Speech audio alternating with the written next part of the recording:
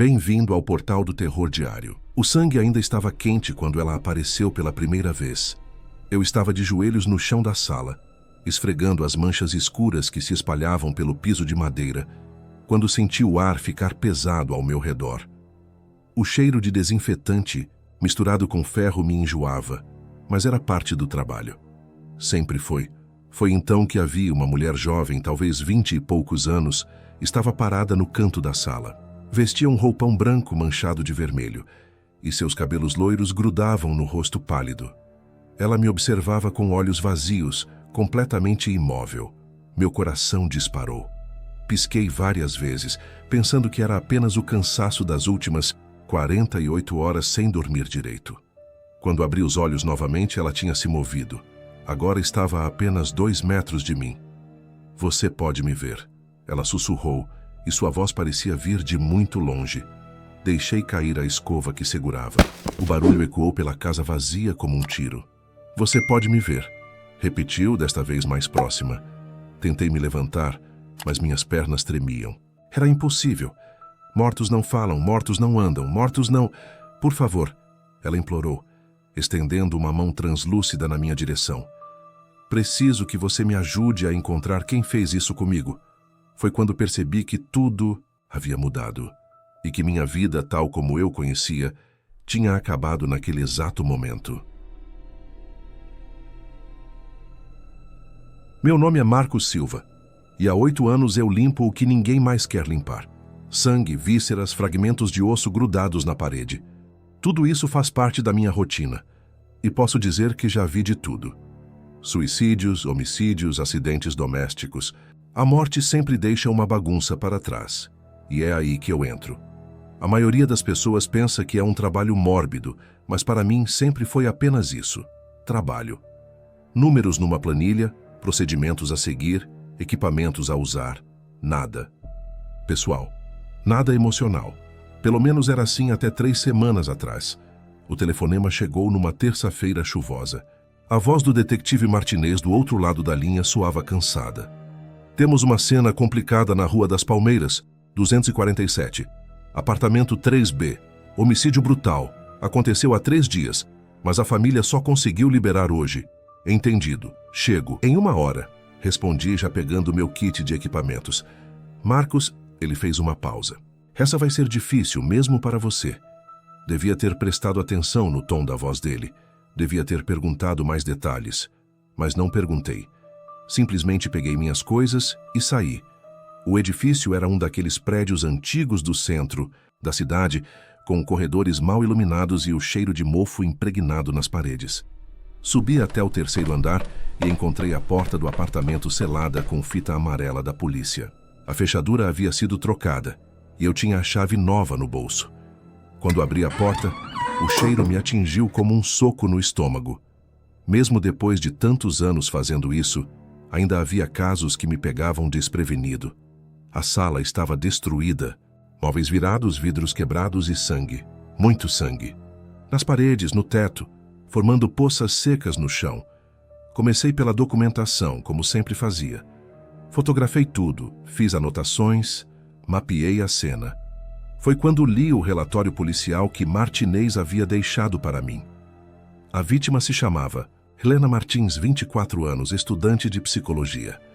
Vivia sozinha no apartamento há 2 anos. Havia sido morta com múltiplas facadas, mas o assassino nunca foi encontrado. Não havia sinais de arrombamento, o que sugeria que ela conhecia o agressor. Detalhes técnicos, fatos. Era assim que eu lidava com essas situações. Coloquei meu equipamento de proteção e comecei o trabalho. Primeiro, removi os destroços maiores. Depois, parti para a limpeza propriamente dita. Era um processo metódico, quase meditativo. Cada mancha tinha que ser tratada com produtos específicos. Cada superfície precisava ser descontaminada completamente. Estava trabalhando há cerca de 2 horas quando algo estranho aconteceu. O silêncio do apartamento foi quebrado por um barulho sutil, como se alguém estivesse caminhando no andar de cima. Parei o que estava fazendo e escutei com atenção. Nada. Apenas o vento batendo na janela. Voltei ao trabalho, mas a sensação de que não estava sozinho não me deixava em paz. Era como se alguém estivesse me observando, analisando cada movimento meu. Várias vezes me virei rapidamente, esperando encontrar alguém atrás de mim, mas o apartamento continuava vazio. Terminei a limpeza quando o sol já estava se pondo. O apartamento estava irreconhecível, limpo, desinfetado, sem nenhum rastro do que havia acontecido ali. Era sempre assim. Eu apagava as evidências físicas da tragédia, como se ela nunca tivesse acontecido. Estava guardando meus equipamentos, quando ouvi pela primeira vez um sussurro, tão baixo que quase pensei ter imaginado. Parei tudo o que estava fazendo e aguçei os ouvidos. Silêncio total. Alô? Chamei, sentindo-me idiota por falar sozinho. Tem alguém aí? Nada. Terminei de guardar tudo rapidamente e saí do apartamento. Na escada, porém, escutei. Novamente. Desta vez foi mais claro. Obrigada. Uma voz feminina, suave, que parecia vir de lugar nenhum. Olhei para trás, para a porta do apartamento 3B. Estava fechada e eu tinha a chave no bolso. Impossível ter alguém lá dentro. Desci as escadas correndo, tentando me convencer de que era apenas o cansaço. 20 horas de trabalho sem parar podiam fazer qualquer um ouvir coisas. Mas no fundo, eu sabia que alguma coisa havia mudado naquele apartamento. Nos 3 dias seguintes, tentei me convencer de que havia imaginado tudo. O trabalho continuou normalmente. 2 casas menores, um acidente de carro que havia manchado o asfalto de uma rua residencial. Casos rotineiros que limpei sem pensar muito. Mas Helena não saía da minha cabeça. Não era normal. Em 8 anos, de profissão, nunca havia me fixado numa vítima específica. Elas eram apenas nomes em relatórios, estatísticas para mim, mas desta vez era diferente. Eu me pegava pensando nela em momentos aleatórios, no trânsito, no banho, antes de dormir. Na sexta-feira, Martinez me ligou novamente. Tenho outro caso para você. Algo pesado, disse ele. E pela segunda vez naquela semana, ouvi aquele tom de preocupação na voz dele. Onde? Depósito abandonado na zona industrial. Um morador de rua foi encontrado morto lá. Overdose, aparentemente, mas a cena está complicada. Peguei o endereço e segui para o local. O depósito ficava numa área isolada da cidade, cercados por fábricas desativadas e terrenos baldios. O tipo de lugar onde ninguém fazia perguntas. A polícia já havia removido o corpo, mas as marcas da morte permaneciam. O homem havia vomitado sangue antes de morrer, e o líquido escuro havia se espalhado por uma área considerável do chão de concreto. Havia também seringas espalhadas e um cheiro acre no ar que me fez cobrir o nariz. Comecei o trabalho de rotina, fotografias, anotações, preparação dos equipamentos, mas desta vez algo era diferente. Sentia uma presença constante, como se alguém estivesse respirando na minha nuca. Só imaginação. Murmurei para mim mesmo, esfregando uma mancha. Particularmente difícil. Foi quando ouvi os passos lentos, deliberados, ecoando pelo depósito vazio. Me levantei rapidamente e olhei ao redor. Ninguém. As portas estavam todas fechadas e eu tinha certeza de que estava sozinho. Martinez? Gritei, pensando que talvez o detetive tivesse voltado. Silêncio. Voltei ao trabalho, mas os passos recomeçaram. Desta vez mais próximos.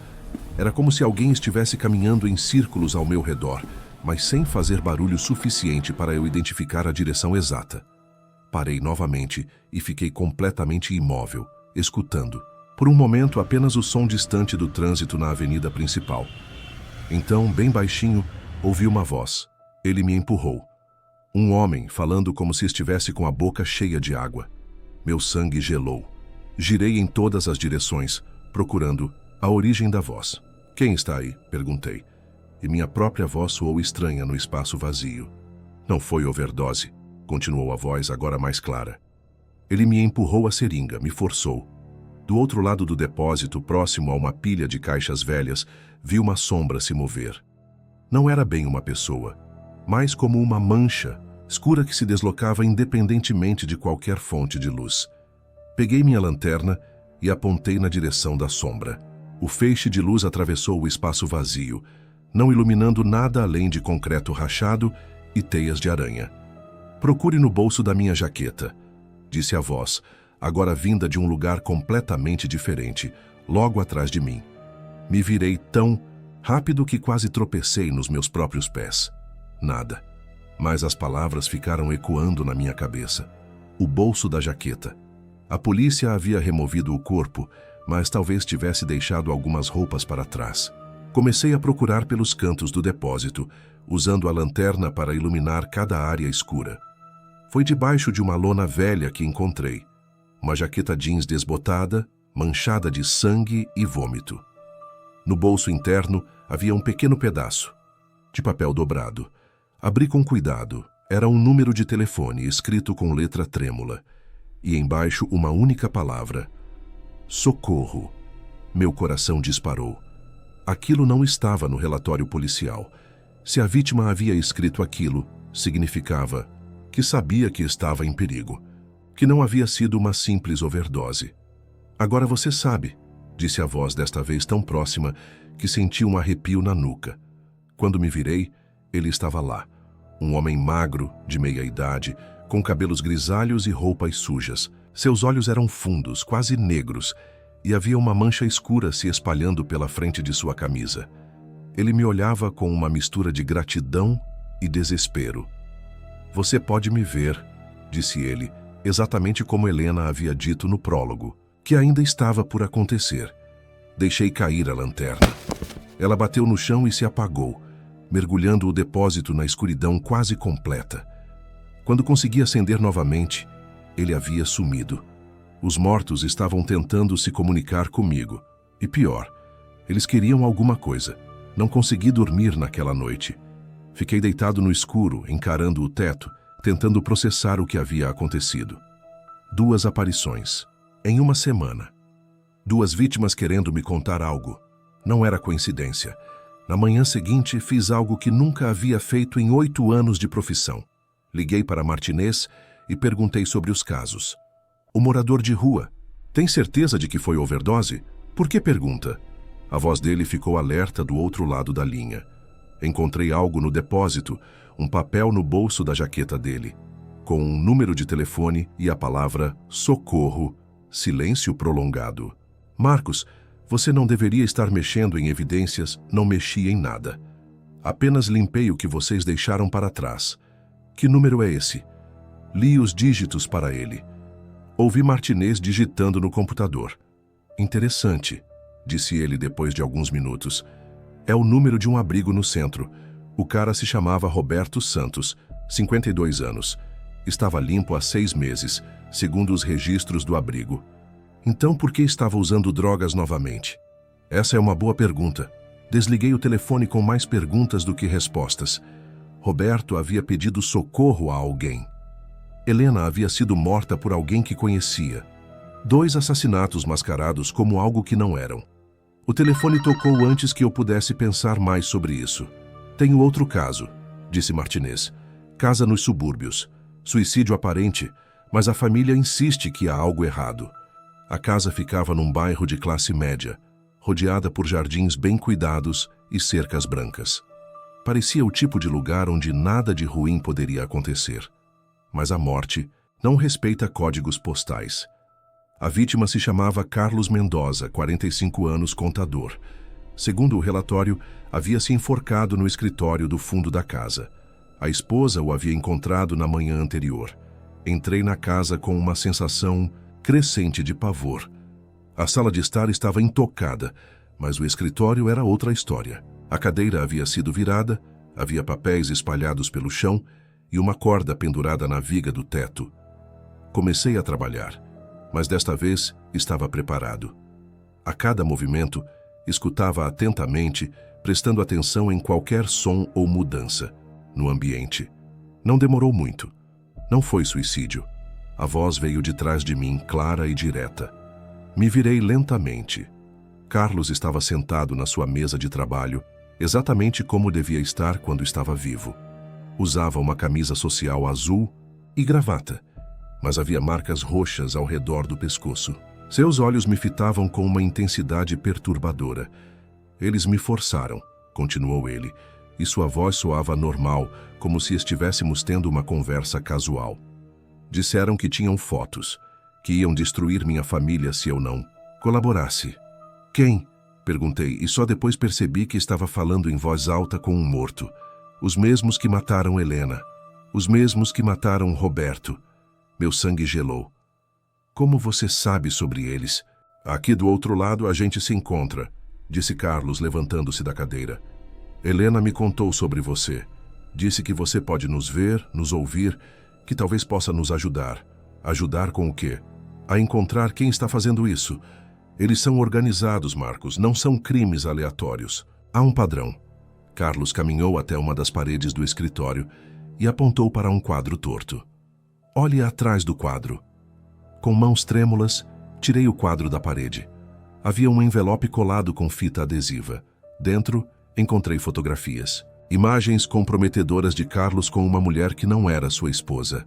Chantagem, murmurei. Helena estava sendo chantageada também. Tinham fotos dela usando drogas na faculdade. Roberto viu algo que não devia ter visto e tentou pedir ajuda.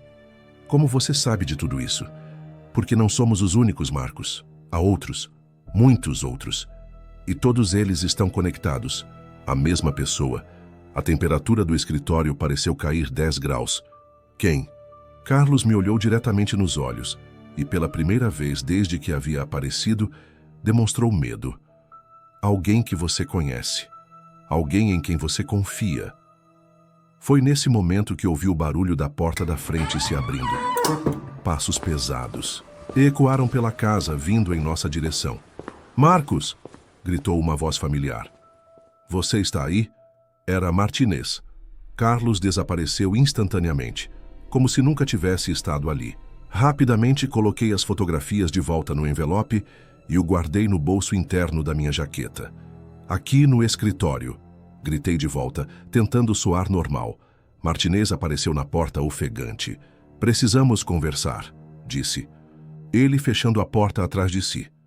Sobre essas perguntas que você anda fazendo. E foi quando percebi a expressão nos olhos dele. Fria, calculista. Completamente diferente do Martinez que eu conhecia há anos. Que perguntas? Perguntei, mantendo a voz firme. Você sabe muito bem. Ele se aproximou devagar e notei que mantinha uma das mãos dentro do casaco. Foi quando entendi que Carlos estava certo. Eu realmente conhecia o assassino, e ele estava bem na minha frente. Marcos, disse Martinez, fechando a porta atrás de si e girando a chave. Você sempre foi muito observador. É uma qualidade que admiro em você. Meu coração batia tão forte que tinha certeza de que ele podia ouvir. Tentei manter a expressão neutra, mas sabia que meus olhos me entregavam.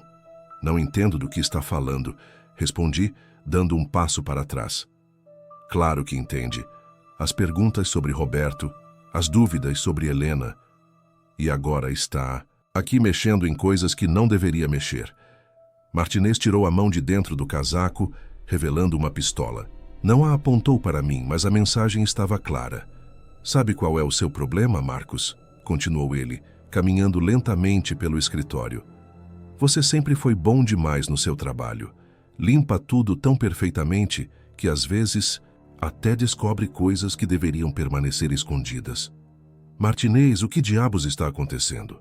O que está acontecendo é que você se meteu numa coisa muito maior do que imagina. Ele parou ao lado da mesa onde Carlos havia estado. Que agora vou ter que resolver mais um problema. Foi então que percebi.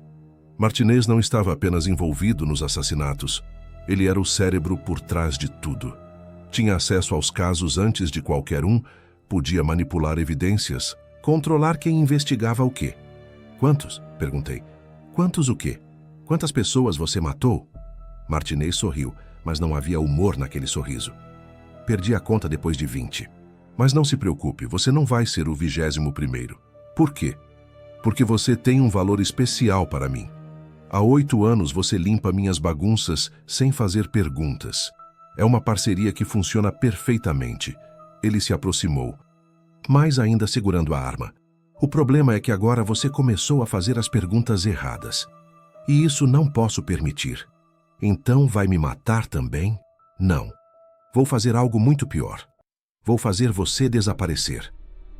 Martinez pegou uma seringa do bolso.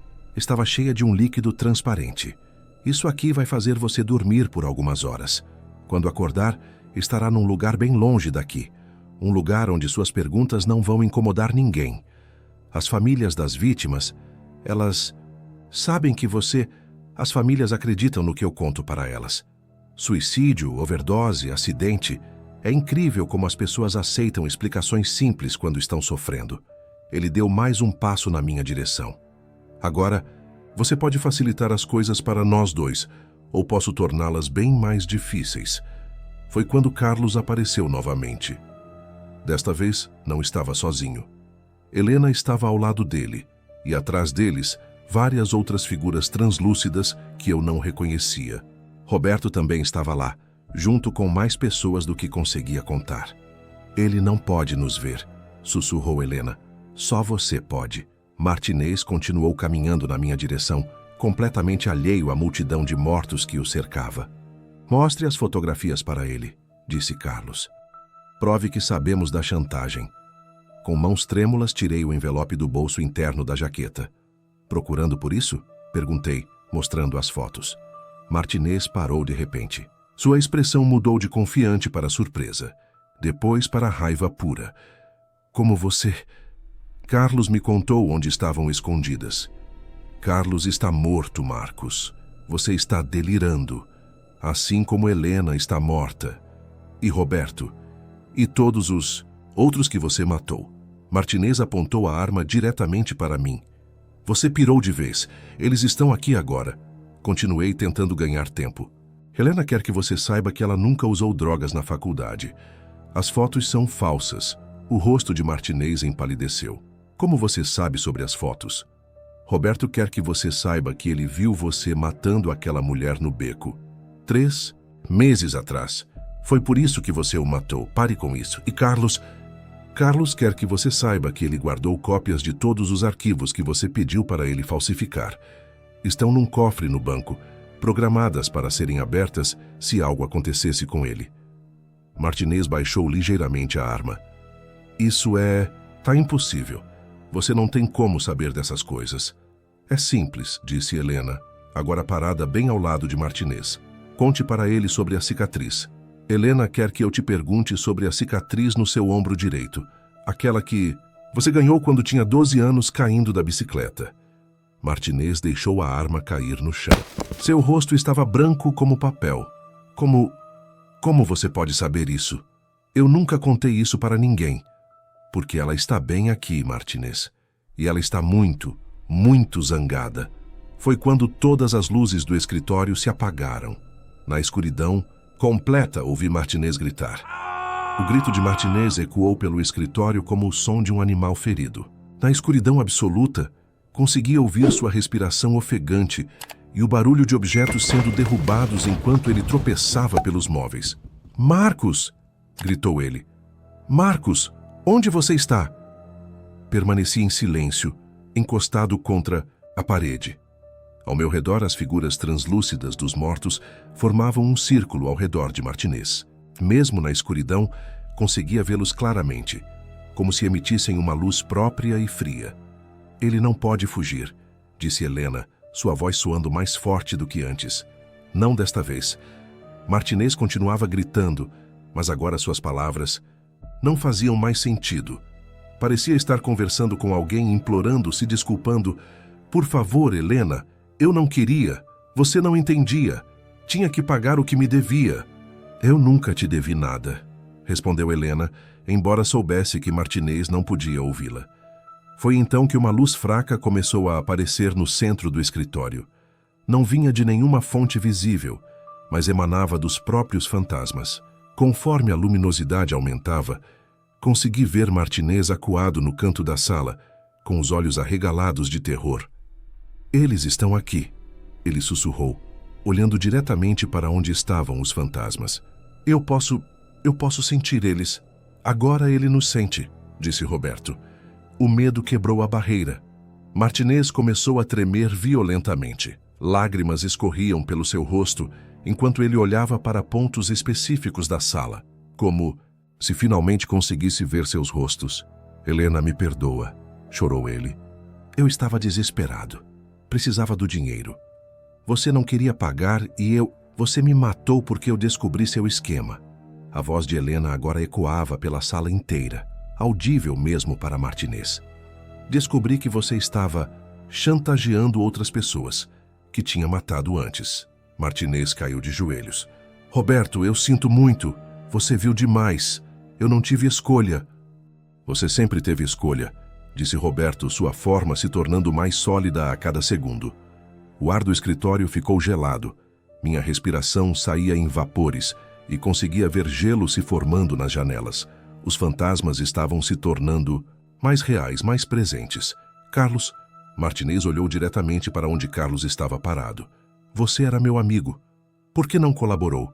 Era só falsificar mais alguns documentos. Porque você estava pedindo para eu destruir.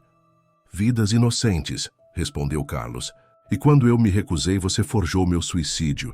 Martinez enterrou o rosto nas mãos. Eu não sou um monstro. Eu só precisava do dinheiro. As dívidas de jogo vocês não entendem. Eles iam me matar se eu não pagasse. Então você escolheu matar nós em vez disso, disse Helena. A luz no escritório continuou aumentando, e agora conseguia ver claramente todos os rostos dos mortos. Havia dezenas deles, homens, mulheres de todas as idades, cada um representando uma vida que Martinez havia destruído. Marcos, Helena se virou para mim. Você precisa sair daqui. Agora. Por quê? Porque o que vamos fazer com...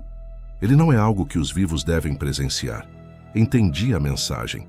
Peguei meu equipamento rapidamente e me dirigi à porta. Antes de sair, ouvi Martinez gritar meu nome uma última vez. Marcos! Não me deixe sozinho com eles, por favor. Fechei a porta atrás de mim e desci as escadas correndo. Lá fora, peguei meu celular e liguei para o número de emergência da polícia. Alô, emergência. Preciso reportar um crime. Detetive Martinez está confessando vários homicídios na Rua dos Cravos 156. Mandem uma equipe urgente. Senhor, o detetive Martinez está... Só mandem a equipe. Gravem tudo o que ele disser. Desliguei e esperei do lado de fora da casa. Por cerca de 10 minutos, ouvi Martinez gritando lá dentro. Conversando com os fantasmas, confessando cada crime.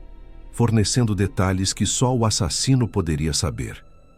Quando as viaturas chegaram, o silêncio já havia tomado conta da casa. Os policiais encontraram Martinez no escritório catatônico, murmurando nomes e pedindo perdão. Na mesa estavam todas as evidências. As fotografias de chantagem, documentos falsos e uma confissão escrita de próprio punho detalhando cada assassinato. Mais tarde, soube que Martinez havia confessado 23 homicídios. Todos os casos que eu havia limpado nos últimos 3 anos e muitos outros. Ele foi declarado mentalmente incapaz de enfrentar julgamento e internado numa instituição psiquiátrica. Mas eu sabia a verdade.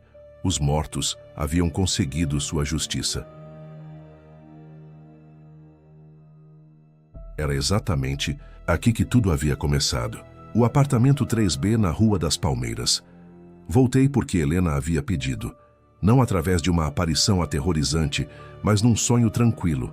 Ela me disse que tinha algo importante para me mostrar. Entrei no apartamento vazio, agora completamente limpo e pronto para um novo morador. A luz do sol da tarde entrava pelas janelas, criando um ambiente quase acolhedor. Obrigada, disse Helena, aparecendo ao meu lado. Desta vez não senti medo. Sua presença era diferente, mais leve, como se um peso enorme tivesse sido retirado de seus ombros. De nada, respondi. Mas na verdade foram vocês que fizeram tudo. Você foi nossa voz no mundo dos vivos. Sem você, Martinez teria continuado matando. Helena caminhou até a janela e olhou para a rua lá embaixo. Há outros como você, Marcos. Pessoas que conseguem nos ver, nos ouvir. É um dom raro. Não sei se chamaria de dom. É um dom porque permite que a justiça seja feita quando o sistema falha. Há muitos mortos que ainda precisam de ajuda. Entendi o que ela estava sugerindo. Não sei se estou pronto para isso. Ninguém nunca está pronto. Ela sorriu e pela primeira vez desde que a conheci, parecia estar em paz. Mas você tem uma escolha. Pode continuar apenas limpando as cenas dos crimes, ou pode ajudar a resolvê-los. Helena começou a se desvanecer, ficando cada vez mais transparente. Pense sobre isso, disse ela, sua voz ecoando como se viesse de muito longe. Há muitas vozes que precisam ser ouvidas. E então ela desapareceu, deixando apenas um leve perfume de jasmim no ar. Fiquei sozinho no apartamento por alguns minutos, processando tudo o que havia acontecido nas últimas semanas. Minha vida havia mudado completamente e não havia como voltar atrás. Quando saí do prédio, meu telefone tocou. Marcos? Era uma voz feminina que não reconheci. Sou a detetive Rodrigues. Tenho um caso que pode interessar a você. Uma morte. Suspeita que, digamos que tem algumas peculiaridades. Que tipo de peculiaridades? O tipo que faz você questionar se realmente foi um acidente. Parei na calçada e olhei para cima, para as janelas do apartamento 3B. Por um momento, achei ter visto uma sombra se movendo atrás das cortinas. Passe o endereço, disse, para Rodrigues. Estou a caminho, afinal Helena estava certa. Havia muitas vozes que ainda precisavam ser ouvidas. Agora que chegamos no final, se inscreve e comente. Vamos abrir o portal do seu próximo pesadelo diário. Porque o portal nunca fecha, apenas espera pela próxima história. Bem-vindo ao Portal do Terror Diário. Meu coração batia tão forte que eu tinha certeza de que ela conseguiria ouvir. As folhas secas estalavam sob meus pés enquanto eu tentava me mover em silêncio pela escuridão. A lanterna tremulava em minha mão suada, criando sombras dançantes entre os troncos. Foi quando ouvi aquele som novamente, o mesmo que havia me atormentado pelas últimas 72 horas, um sussurro. Não era o vento. Ela estava ali observando-me da densidade da floresta. Eu podia sentir seus olhos sobre mim, perfurando minha alma como agulhas de gelo. Como havia chegado até aquele ponto? Como uma simples trilha de fim de semana havia se transformado nesse pesadelo. Tudo começou na sexta-feira. Eu deveria ter escutado os avisos. Quando parei no último posto de gasolina, antes da entrada do Parque Nacional das Sombras, o atendente, um homem de uns 60 anos, com cicatrizes profundas no rosto, me olhou de um jeito estranho quando mencionei meu destino. A trilha do acampamento perdido? Perguntou e sua expressão mudou completamente. Não é uma boa época para ir lá. Por quê? Ri, achando que era apenas mais um caso de superstição local. As condições climáticas estão perfeitas. O homem não riu. Em vez disso, se inclinou por cima do balcão e sussurrou. Faz 3 meses que ninguém volta de lá. Pelo menos não, inteiro. Devia ter dado meia volta naquele momento. Mas eu estava precisando desesperadamente de uma fuga da cidade, dos problemas no trabalho, do término do namoro. A floresta sempre havia sido meu refúgio. Como poderia saber que dessa vez seria ela quem precisaria de refúgio de mim? O carro percorreu os últimos quilômetros em estrada de terra até a entrada da trilha. Peguei minha mochila, conferi o equipamento pela última vez e comecei a caminhar. O silêncio da floresta era absoluto, quebrado apenas pelo som de meus passos nas folhas caídas. Havia algo errado no ar. Uma tensão que fazia os pelos do meu braço se arrepiarem. Hora desconhecida. Primeiro dia, a primeira estranheza. Aconteceu menos de 1 hora depois de começar a trilha. Eu parei para beber água quando notei algo peculiar. Não havia pássaros. Nenhum. Em uma floresta densa como aquela, deveria haver pelo menos algum chilreio, algum batido de asas. Mas o silêncio era perturbador. Foi quando encontrei a primeira, boneca. Ela estava pendurada em um galho baixo, amarrada com barbante vermelho ao redor do pescoço. O rosto de plástico estava pintado com algo escuro, terra ou talvez sangue seco. Um dos olhos faltava, deixando um buraco negro que parecia me observar. Tirei uma foto e continuei caminhando.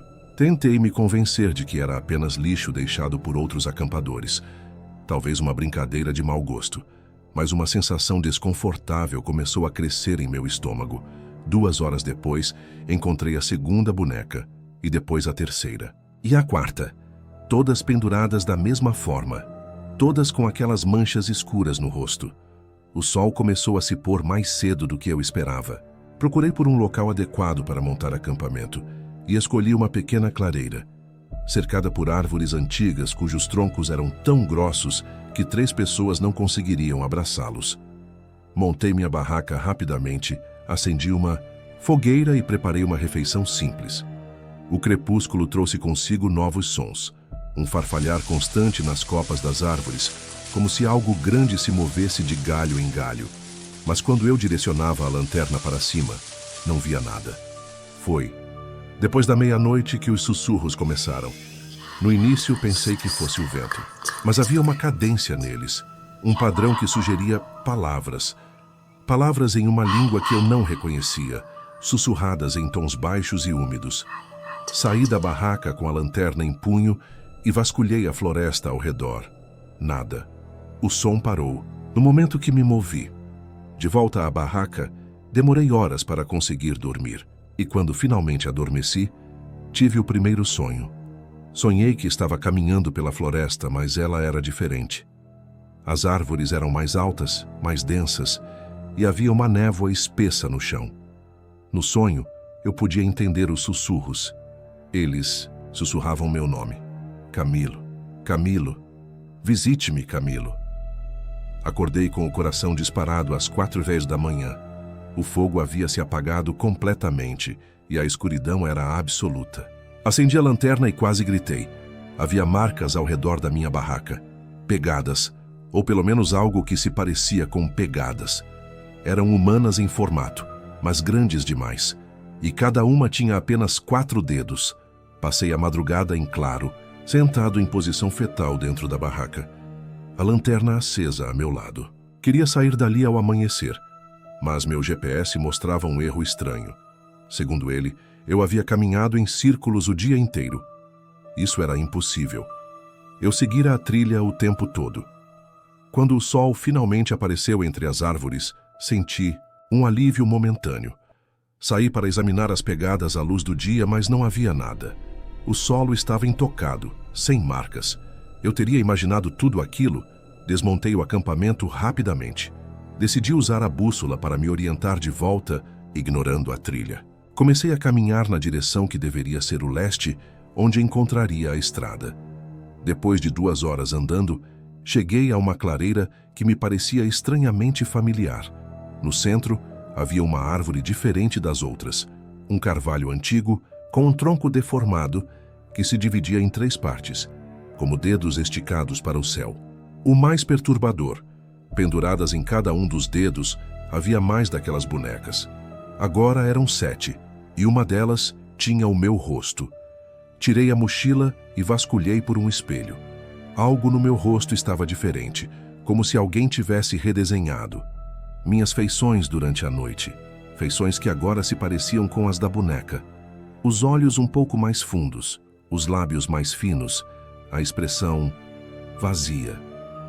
Foi quando percebi outra coisa. A árvore tinha uma marca entalhada em seu tronco. Um símbolo que me lembrava uma letra S estilizada, mas com pequenos círculos em cada extremidade. Toquei a marca sem pensar. A madeira estava quente, pulsando como se houvesse um coração dentro dela. Está se divertindo, Camilo? A voz me fez girar tão rápido que quase caí. Diante de mim havia uma menina de uns 8 anos, usando um vestido branco simples. Ela parecia completamente fora de lugar na floresta, com os cabelos negros perfeitamente penteados e a pele limpa. Quem é você? Gaguejei. Você está perdida? A menina sorriu. Seus dentes eram pequenos e pontiagudos como os de um animal. Eu moro aqui. Você é quem está perdido. Ela inclinou a cabeça num ângulo antinatural. Ela disse que você viria. Disse que você seria um bom substituto. Substituto? Do que você está falando? Quem é ela? A menina apontou para a árvore. A mãe da floresta, é claro. Você a chamou ao tocar sua marca. Olhei novamente para o carvalho. Por um segundo, tive a impressão de que a casca se mexia, como pele sobre músculos. Eu só quero sair daqui, disse, tentando manter a voz firme. Mas acabou de chegar.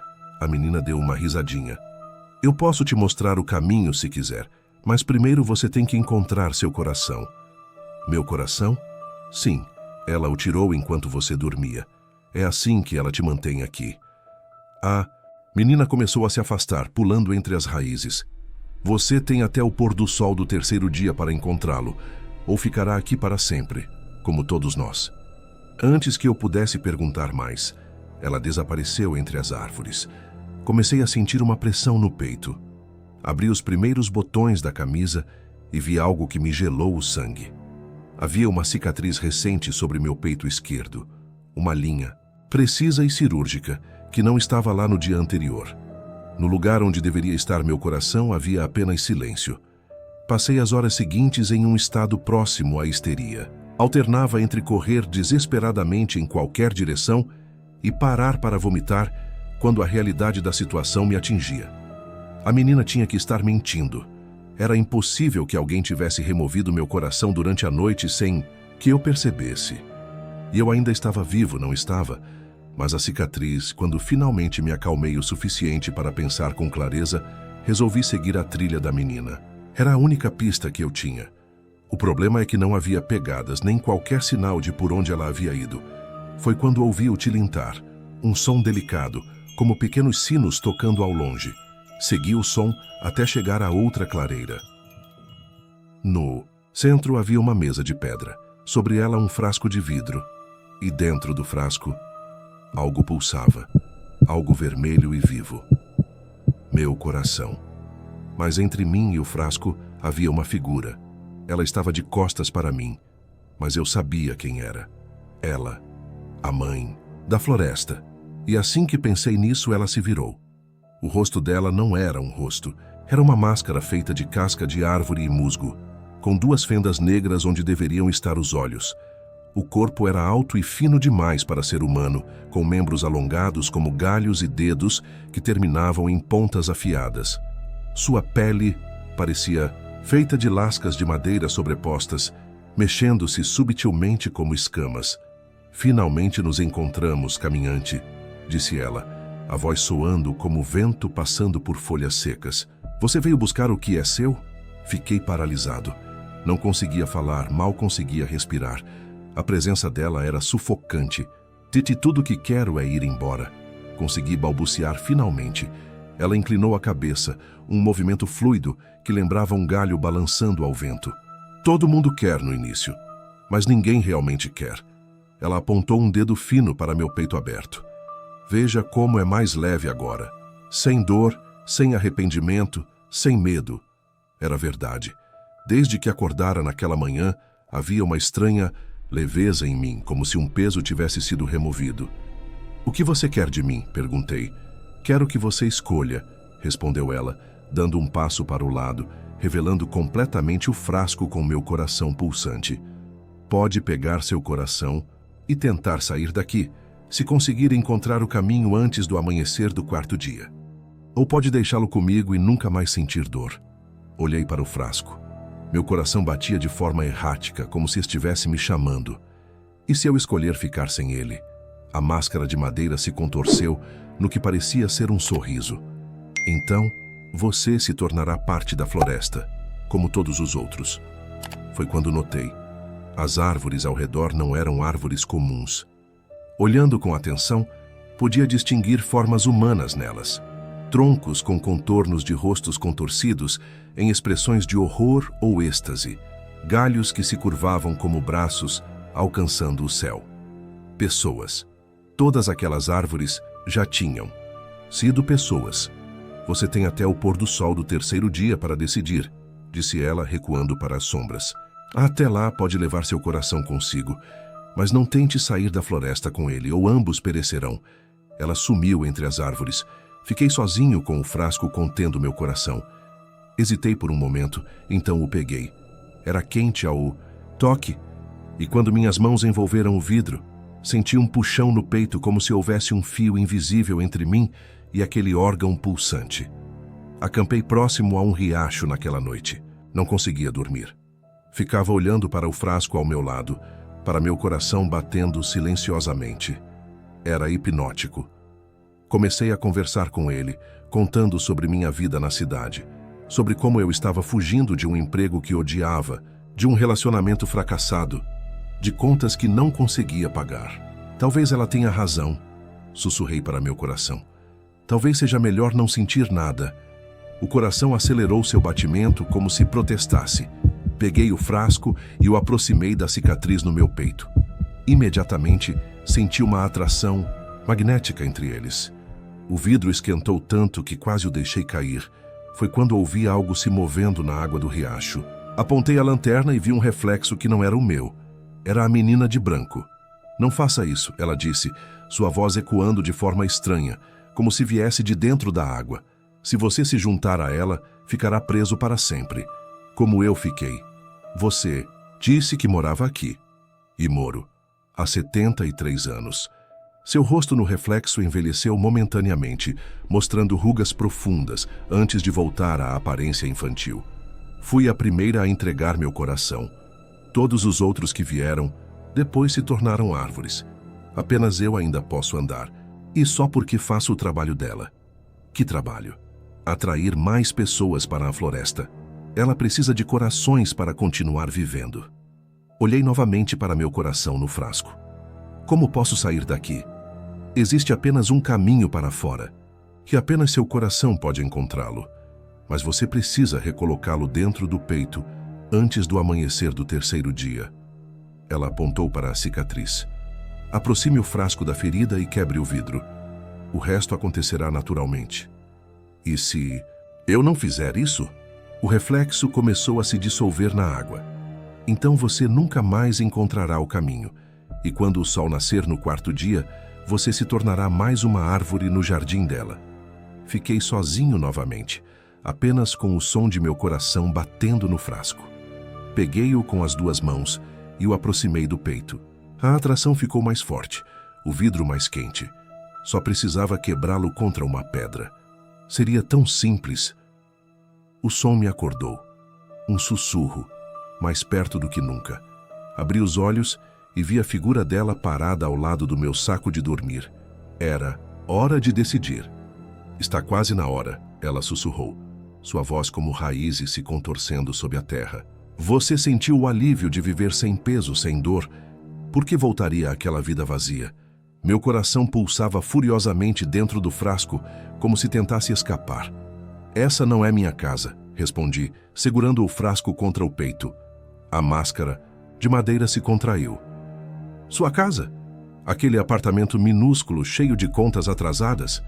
Aquele trabalho que drena sua alma dia após dia? Aquelas pessoas que mal notam sua existência? Ela se inclinou mais perto, o cheiro de terra úmida e decomposição emanando dela. Eu vi tudo isso em seu coração, Camilo. Aqui você pode ser eterno. Minha mente vacilou. Havia verdade em suas palavras. O que realmente me esperava lá fora? Veja, ela disse, esticando um braço fino para a escuridão da floresta. As árvores ao redor se iluminaram suavemente, como se contivessem luzes dentro dos troncos. Agora eu podia ver claramente os rostos impressos na madeira. Dezenas, talvez centenas deles. Alguns pareciam em paz, outros contorcidos em agonia. Eles escolheram ficar. Tornaram-se parte de algo maior que suas pequenas vidas. Olhei para o frasco novamente, para o meu coração. Percebi algo que não havia notado antes. Pequenas raízes começavam a crescer ao redor dele, filamentos finos e brancos que se enroscavam lentamente. É o começo da transformação, explicou ela, notando meu olhar. Em breve, seu coração se tornará a semente de sua nova forma. Eu tinha que escolher. Agora, posso ver a floresta uma última vez antes de decidir? Pedi, tentando ganhar tempo para pensar. Ela hesitou, depois inclinou a cabeça em concordância. O amanhecer se aproxima. Quando o primeiro raio de sol tocar a floresta, seu tempo terá acabado. Levantei-me, apertando o frasco contra o peito. Ela desapareceu entre as árvores, mas eu podia senti-la observando. Meu coração batia tão forte que eu tinha certeza de que ela conseguiria ouvir. As folhas secas estalavam sob meus pés, enquanto eu tentava me mover em silêncio pela escuridão.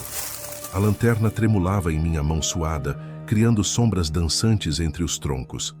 Foi quando ouvi aquele som novamente, o mesmo que havia me atormentado pelas últimas 72 horas. Um sussurro. Não era o vento. Ela estava ali, observando-me da densidade da floresta. Eu podia sentir seus olhos sobre mim, perfurando minha alma como agulhas de gelo. Encontrei uma pedra grande no caminho. Era agora ou nunca. Pressionei o frasco contra meu peito, sentindo o calor intenso onde a cicatriz marcava minha pele. Com um movimento rápido, bati o frasco contra a pedra. O vidro estilhaçou.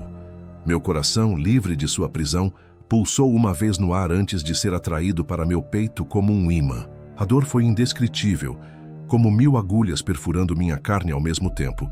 Caí de joelhos gritando, enquanto sentia o órgão encontrando seu caminho de volta ao lugar de origem. Um rugido terrível cortou a floresta. Não era humano, nem animal. Era o som da própria terra gritando de raiva. Traidor! A voz dela ecoou entre as árvores, fazendo o solo tremer. Você era para ser meu. Com o coração de volta ao peito, algo mudou instantaneamente em minha percepção. Era como se uma névoa tivesse sido levantada dos meus olhos. A floresta parecia menor agora, menos ameaçadora, e podia ver claramente uma trilha brilhando suavemente à minha frente. Uma trilha que não estava lá antes, o caminho para fora. Comecei a correr, seguindo aquela linha luminosa quase invisível.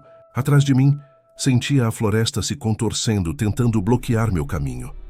Raízes emergiam do solo para me fazer tropeçar. Galhos se esticavam para me agarrar. A menina de branco apareceu à minha frente, seus olhos agora vazios como buracos. Corra mais rápido, ela sussurrou. Ela está vindo. O céu começava a clarear no horizonte. O primeiro raio de sol não demoraria a aparecer. Corri como nunca havia corrido na vida, meu coração recém-restaurado bombeando adrenalina por minhas veias. Foi quando vi o fim da trilha. Uma cerca. A estrada ao longe. Um tremor violento sacudiu o chão e uma fenda se abriu atrás de mim. Dela emergiu a figura completa dela. Não mais humanoide, mas uma massa contorcida de madeira, raízes e terra, alta como uma árvore centenária. Você é meu, rugiu a criatura. O primeiro raio de sol rompeu o horizonte, iluminando a cena grotesca. Uma raiz grossa como um tronco de árvore zuniu pelo ar, acertando minhas costas. Caí para frente, rolando pela encosta íngreme. Dor explodia por todo o meu corpo, mas continuei me movendo, arrastando-me para fora do limite da floresta. Quando cruzei a cerca, senti algo se romper, como um fio invisível sendo cortado. Um último grito furioso ecoou atrás de mim, seguido por um silêncio absoluto. Virei-me para olhar a floresta. Parecia normal, apenas árvores e sombras, mas eu sabia o que se escondia lá dentro. 3 semanas depois, a cicatriz em meu peito nunca desapareceu completamente. Os médicos não conseguiram explicar sua origem, nem por que meu coração agora bate em um ritmo ligeiramente diferente. Voltei para minha vida na cidade. O apartamento pequeno, o trabalho entediante, as contas para pagar, mas tudo parece diferente agora. Cada momento é precioso quando você quase perdeu seu coração.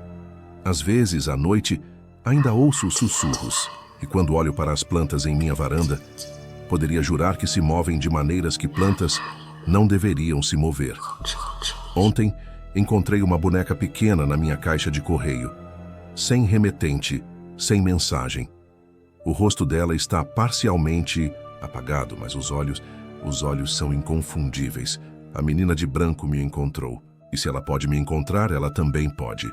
Acho que nunca estamos realmente livres da floresta.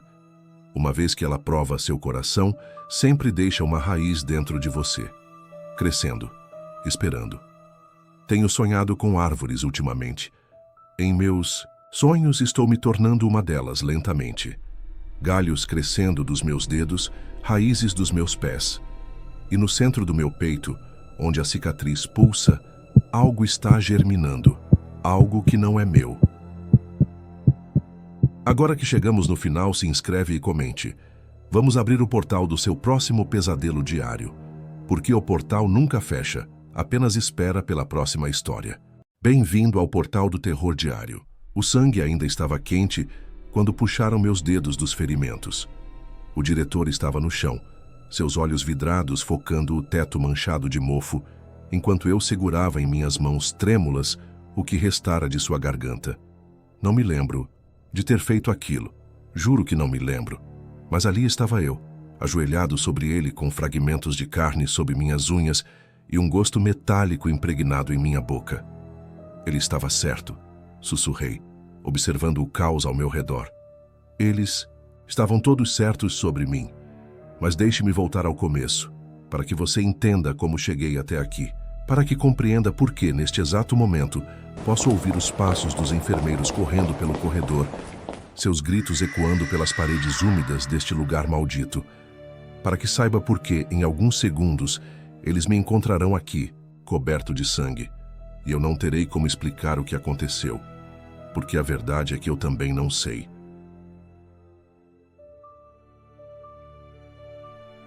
Eu era apenas mais um paciente no sanatório São Benedito, mais uma alma perdida entre essas paredes que pareciam sugar a cor de tudo, das roupas, da pele, da esperança. Meu nome é Bruno, e até então, minha única obsessão era descobrir por que eu estava ali. Ninguém me dizia nada. Os médicos falavam em termos vagos sobre episódios e trauma reprimido. Minha família, se é que eu tinha uma, nunca aparecia. Tudo o que eu sabia era que acordei um dia naquele quarto pequeno e abafado, sem memórias dos últimos 5 anos de minha vida. Mas o que realmente me perturbava não era o que eu havia esquecido. Era o que eu começara a lembrar. Pequenos fragmentos, como cacos de vidro brilhando na escuridão de minha mente. Uma criança chorando, mãos pequenas se debatendo. E sempre, sempre, aquele som, um gemido baixo e contínuo que parecia vir das próprias paredes do manicômio. Foi na segunda semana que conheci Marcos. Marcos era diferente dos outros pacientes. Não balançava nos cantos, não gritava durante as sessões com o Dr. Hawthorne, não arranhava as paredes até sangrar. Ele simplesmente observava. Seus olhos seguiam cada movimento dos enfermeiros, cada mudança de turno, cada paciente novo que chegava. Você também pode ouvir, não é? Sussurrou para mim durante o recreio, enquanto fingíamos jogar damas no pátio interno. Ouvir o quê? Perguntei, mas uma parte de mim já sabia a resposta. Ele sorriu, revelando dentes manchados de amarelo. Os gemidos. Eles vêm de baixo. Um arrepio percorreu minha espinha. Eu não havia contado para ninguém sobre os sons que ouvia durante as madrugadas. Aquele gemido constante que parecia brotar do próprio chão. Você quer saber a verdade sobre este lugar? Marcos moveu uma peça, seus dedos trêmulos batendo na mesa. Sobre por que somos os únicos que conseguimos ouvir. Antes que eu pudesse responder, o enfermeiro Jenkins se aproximou. Medicação, anunciou estendendo 2 pequenos copos de papel. Engoli as pílulas sem pensar, como sempre fazia, mas desta vez, Marcos me segurou o pulso quando levantei para ir embora. Pare de tomar, murmurou, tão baixo que quase perdi as palavras. Pare de tomar e você verá. Naquela noite, pela primeira vez em semanas, escondi os comprimidos debaixo da língua e os cuspi assim que o enfermeiro saiu. Foi a pior decisão da minha vida. Ou talvez a única que me salvaria. Porque quando as medicações começaram a sair do meu sistema, as memórias não retornaram aos poucos. Elas explodiram em minha cabeça como uma represa rompida, trazendo consigo imagens que me fizeram desejar estar louco de verdade. Eu me lembrei de Kátia, minha vizinha de 20 anos, que sempre me cumprimentava com um sorriso tímido quando eu passava pelo jardim, que confiava em mim o suficiente para aceitar meu convite para ver fotos da viagem que nunca fiz, que entrou em minha casa acreditando que estava segura. Eu me lembrei do que fiz com ela. Não foi gradual. A memória chegou como um soco no estômago, me deixando sem ar, fazendo-me dobrar sobre mim mesmo no leito estreito. Vi tudo com uma clareza doentia. Kátia subindo os degraus da minha casa, eu abrindo a porta com aquele sorriso que ela conhecia, suas mãos pequeninhas me seguindo até a sala onde eu disse que estavam as fotos. Não, gemi, pressionando as palmas das mãos contra os ouvidos. Mas as vozes em minha cabeça não pararam. Você gostou. Sussurraram. Ela gritou tão alto. Corri até o banheiro e vomitei até doer. Quando voltei cambaleando para o quarto, Marcos estava lá sentado na beirada da minha cama como se fosse convidado. Agora você está começando a entender, disse ele calmamente. A medicação não apaga o que fizemos, apenas silencia as lembranças. Mas elas ainda estão aqui, esperando para voltar. Eu matei Kátia, balbuciei, as palavras saindo quebradas entre soluços. Eu fiz coisas com ela. Marcos inclinou a cabeça, como um terapeuta interessado. E depois, engoli em seco. Meus pais me encontraram, chamaram a polícia. Eu não lembro do julgamento. Só lembro de acordar aqui. Não houve julgamento, disse Marcos suavemente. Você foi declarado inapto. Mandaram você direto para cá, para o programa especial do Dr. Hawthorne. O sangue gelou em minhas veias. Programa especial? Ele se levantou, caminhando até a pequena janela gradeada. Você acha que é coincidência todos nós ouvirmos os mesmos sons? Que nenhum de nós tem visitas? Que nossas famílias nunca aparecem? Do que você está falando? Marcos se virou para mim e, pela primeira vez, vi verdadeiro terror em seus olhos. Dr. Hawthorne não está tentando nos curar, Bruno. Ele está fazendo experimentos. E os sons que ouvimos de noite? Um gemido baixo ecoando pelas paredes naquele exato momento, como se o prédio estivesse reagindo às suas palavras. São os outros pacientes, os que participaram do programa antes de nós. Minha visão escureceu. O que você quer dizer com outros pacientes? Marcos voltou para perto de mim, sua voz um murmúrio urgente. O subsolo, Bruno. É lá que eles fazem? É lá que levam as pessoas quando param de gritar. E você? Ele parou, ouvindo algo que eu não conseguia detectar. O quê? Eu o quê? Você foi selecionado para a próxima fase. E ela começa amanhã. Não dormi naquela noite. Como poderia?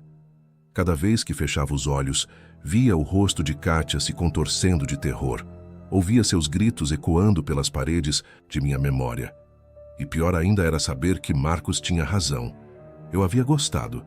Às 3 da manhã, os gemidos começaram novamente. Mas desta vez, prestei atenção de verdade. Não vinham apenas de baixo, pareciam brotar das próprias paredes, como se o prédio inteiro fosse um organismo vivo, respirando agonia.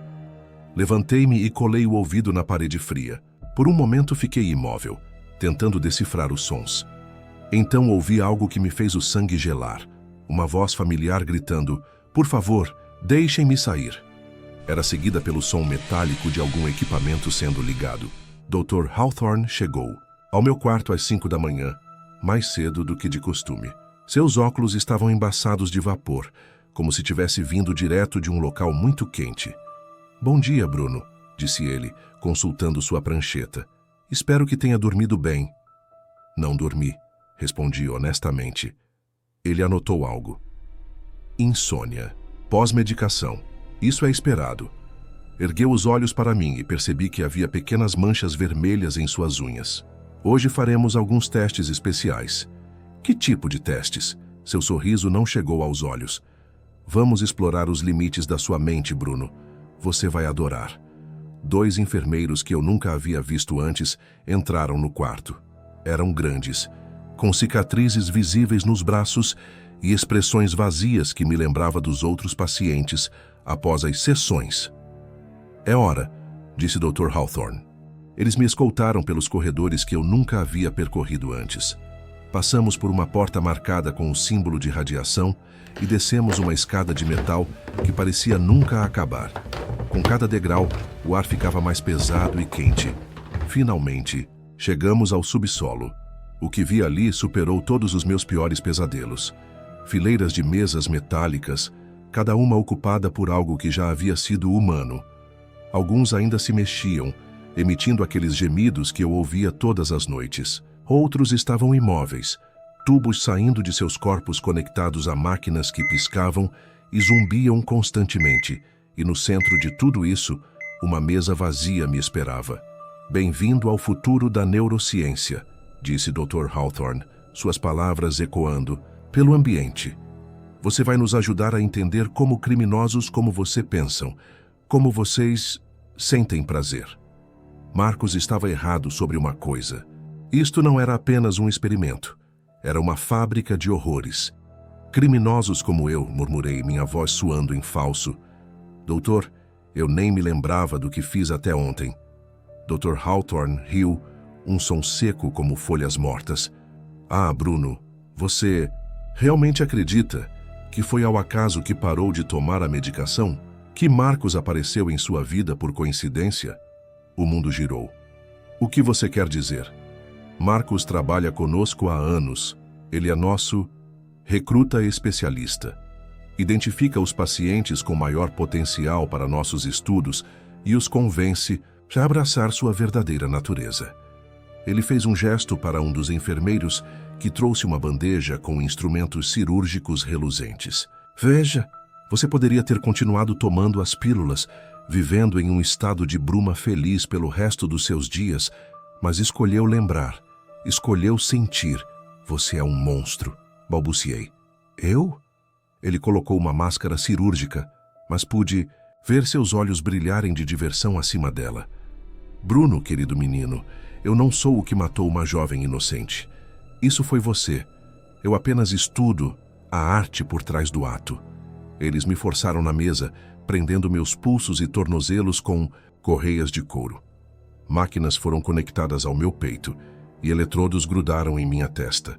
Agora vamos revisar suas memórias juntos, disse Dr. Hawthorne, segurando uma seringa cheia de líquido verde. Mas desta vez, você vai sentir cada segundo dela como se fosse a primeira vez, repetidamente. A agulha penetrou minha veia e o líquido ardeu como lava. Imediatamente vi Kátia novamente, mas não como uma lembrança distante. Era como se ela estivesse bem ali, gritando enquanto eu... Não! Gritei, mas minha voz soou abafada, como se eu estivesse debaixo d'água. Shh! Sussurrou o Dr. Hawthorne. Deixe-se levar. O prazer que você sente, a excitação... Queremos estudar cada neurônio que se acende quando você comete o ato. Cada hormônio liberado quando ela implora. A droga intensificou tudo. Não apenas a memória, mas cada sensação.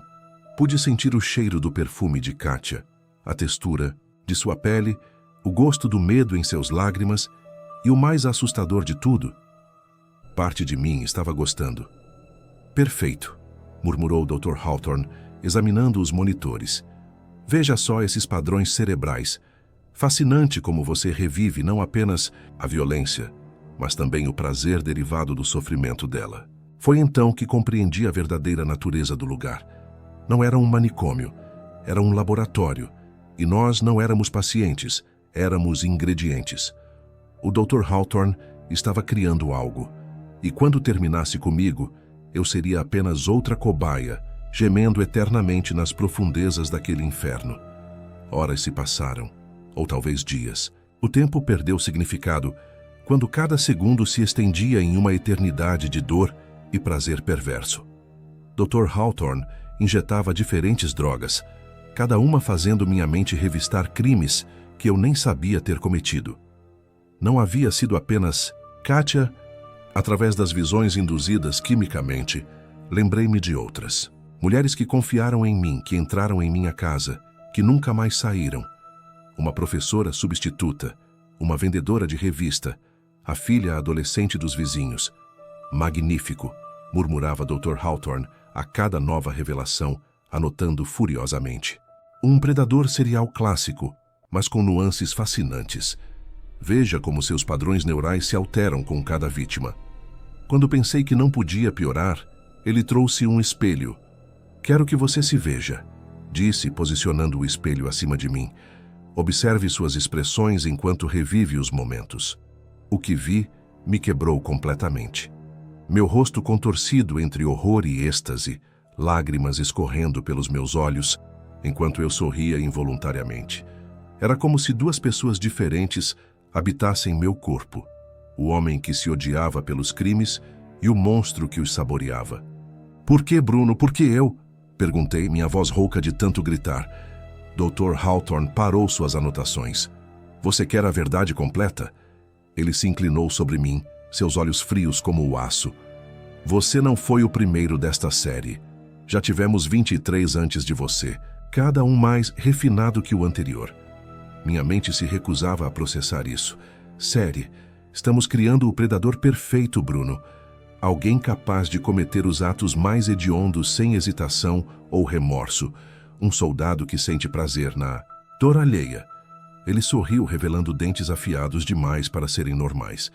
Você acha que somos os primeiros a pensar nisso?